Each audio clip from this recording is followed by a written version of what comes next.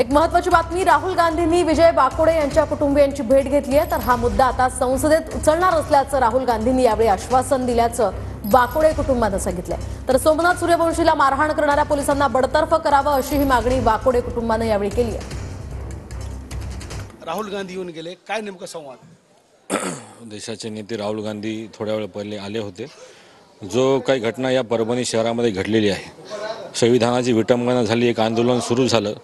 या आंदोलनाचं नेतृत्व माझ्या वडिलांनी केलं आणि हे आंदोलन एवढं वाढलं की म्हणजे या टोकाला गेले की एक आमचा सोमनाथ सूर्यवंशी नावाचा युवक मेला आणि पोलीस प्रशासनाचं अत्यंत प्रेशर माझ्या वडिलांवर होतं आणि या प्रेशरमुळेच जसा सोमनाथचा जीव गेलेला आहे तसाच माझ्या वडिलांचा सुद्धा जीव गेलेला आहे।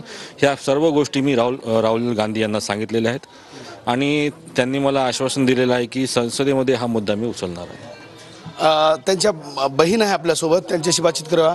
ताई, नेमकं काय संवाद झाला? राहुल गांधींनी काय आश्वासन दिले? राहुल गांधी सर म्हणले की आम्ही पूर्ण पडताळणी करू या प्रकरणाची आणि आम्ही तुमच्या सोबत आहेत अशी सांत्वना पण आमची केली त्यांनी।